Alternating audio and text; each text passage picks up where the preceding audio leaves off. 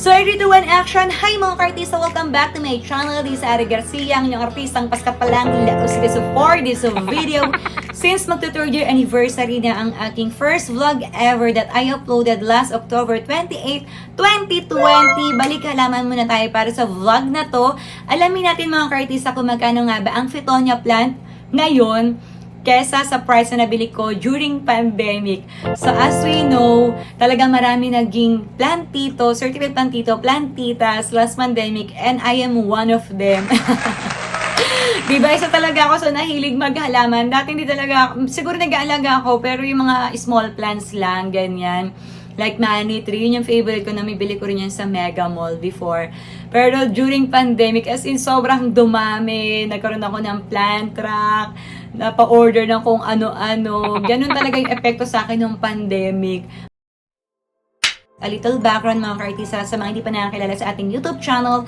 First uploaded ko sa aking YouTube channel is my top 10 favorite plants. Yun yung mga favorite plants ko doon. Yung may color pink leaves, heart-shaped leaves, pink plants. Yan talaga, as in super favorite ko yung mga ganyang halaman, especially yung aglonema and Fittonia. So yun mga ka-artista, here with me is one of my favorite plants ever dahil super cute, super masaya sa mata, dahil super ganda niya talaga, as in kahit sa personal, kahit sa video, kahit sa picture, hindi ka mahiyang i-recommend na mag-alaga ang mga friends mo nito.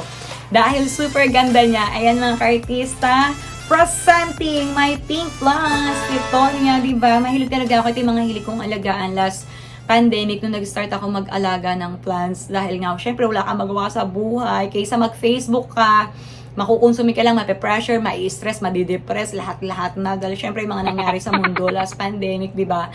So mag-alaga na lang tayo ng plants, nakakatuwa pa. So yun mga ka-artista, pero yung mga plants ko, sa kasamaang palad, yung iba doon na wala, na tegi boom boom, especially nga yung mga ganito kong Fittonia na super cute. Kaya last Sunday, nung nakita ko to sa mall, sa SM is sa bazaar, yung mga plants doon, na may mga booth na nagtitinda. Talagang binayla ko siya, tapos naalala ko bigla yung mga alaga kong halaman na nategi boom boom. Pero shoutout kay Ate Juby, dahil masipag siya mag-alaga ng plants. Shoutout sa dyan, Ate. Thank you.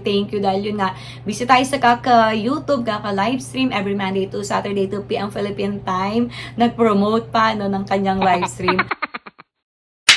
So yun mga ka-artista, magkano nga ba yung bili ko dito? Kasi ganito talaga yung kuha ko before sa isang IG account na imported naman siya, in fairness. Kaya siguro medyo muharli ko, or that time kasi talagang in demand yung mga plans, kaya to the highest level din yung mga bentahan ng prices nila, no, ng kanilang mga plans.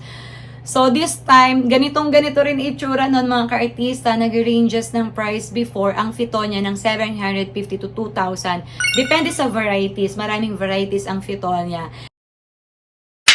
Dati ganun yung price na super mahal, at saka dinadayo ko pa talaga sa Ferdio. Talagang yung IG account na yun is mini-message ko. Kailangan, gusto ko makita sa personal yung plants bago ko siya kunin. Kasi nga minsan maganda sa picture, sa personal maraming butas, or hindi maganda, or hindi siya fresh tignan.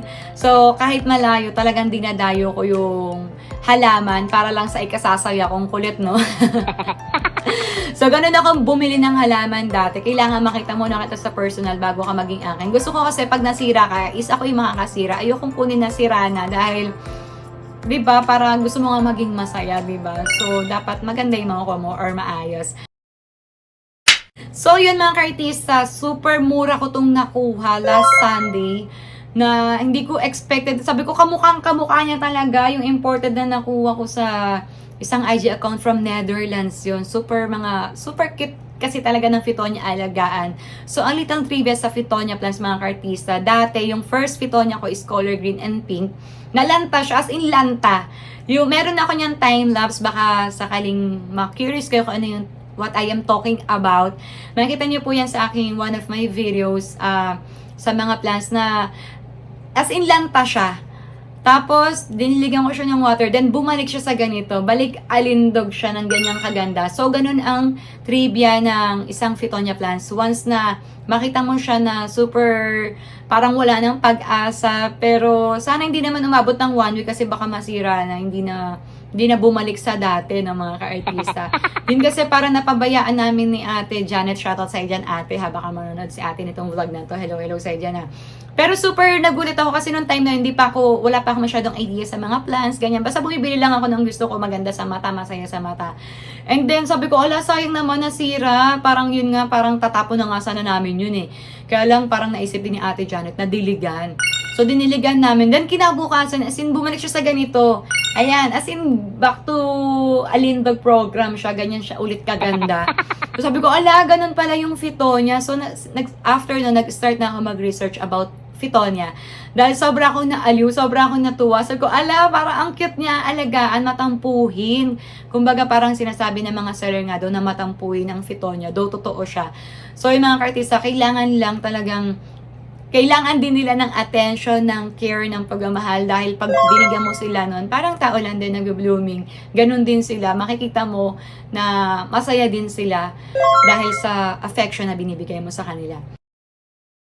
And ito nga, nakita ko to sa SMEs. Hindi lang siya isa, dalawa pa. Ayan, parehong pink. Kinuha ko siya pareho kasi nga mahilig ako sa pink color. At saka gusto ko siyang paramihin, ganyan.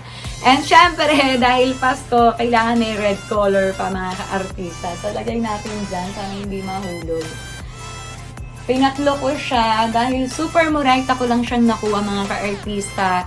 Yung pink color is for 180 pesos lang. O diba, samantalang dati ang price niya is 750 to 2,000 depende sa varieties or kung imported nga siya. And itong red color is 150 pesos. O diba, parang super laki ng difference talaga ng price. Pero yun nga kasi dahil in demand, dahil nga nag-pandemic, talaga nag-increase din sila. Hindi ko rin alam kung bakit nga ba. Pero kahit maharlika, talagang marami pa rin bumibili. Diba? Dahil iba yung dating ng halaman last pandemic. As in, nakakasaya ng puso, nakakabusog ng mata.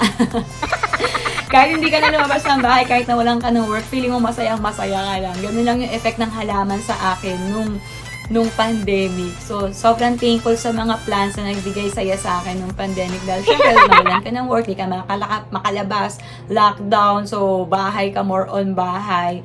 Diba? So, yun, ang ginawa ko, nag-alaga ako ng plants. And then, yung pinsan ko, si Boy Talpak and si AJ Kashikura, ang aking kapatid, shoutout sa inyong dalawa. Sila yung nag-push sa akin na mag-YT. Sabi nila is, bakit hindi mo i-vlog yung mga halaman mo? Diba? Kasi nga, ang gaganda, sayang naman. So, doon ako nag-start. Kaya, ako nag-YT dahil doon. At syempre, a little background nga sa mga hindi nakakilala sa atin. After kong mag-upload ng mga videos, ay natutuwa ako pumasok sa mga live streamers, YouTube live streamers. Kasi marami nagtatanong ito actually. Baba mo na natin siya dyan. Marami nagtatanong sa akin, paano nga ba ako nag-start sa YouTube? Monetize na ba ako? Hindi pa. Kilala na ba ako? Hindi pa. Viral na ba? Hindi pa. Ganun. So, nag-start talaga ako as zero sa YouTube. Hindi mo alam kung sino susuporta sa'yo, kung sinong magsusubscribe, sino magko-comment. Siyempre, parang ang hirap mag-edit, ang hirap mag-taping, paulit-ulit, diba? So, ako ginawa ko lang, parang in-enjoy ko lang talaga siya. Hanggang sa one time yung best friend ko, si Darling Tan, sinabihan nga niya na ako, pumasok ka dito sa live na to para ma-promote yung channel mo, tapos may makikilala ka rin ng mga friends na pwede mo maging friends sa YouTube. So, magiging kasuportahan mo sila, manood sila ng vlog mo, magko-comment sila dyan. So, yun. So, nangyari last February 2021 kasi October 28, 2020 yung first uploaded ko ng vlog. So, nag-enjoy naman ako, natuwa ako sa aking YouTube na napasukan YouTube livestream. Shout out ka RVTV. Sila yung una kong napasukan ng livestream. Sila nang lalabs niyan, si Miss Shikyo TV. Shout out at maraming salamat sa naitulong niyo sa aking channel. And ayun, maraming friends na hindi group by group pero individual. Maraming salamat sa inyo dahil until now, kasuportahan ko pa rin kayo sa aking YouTube livestream every Monday to Saturday 2 p.m. Philippine time. And sa aking mga vlogs, shorts, videos na laging nagko-comment. Salamat po ng marami. Thank you mga ka-artista. So, thank you once again for watching. I love you all. God bless you all. And kiss you healthy everyone. See you again on my next video and on my YouTube live streaming every Monday to Saturday 2 p.m. Philippine time. Mwah! Kabulol pa.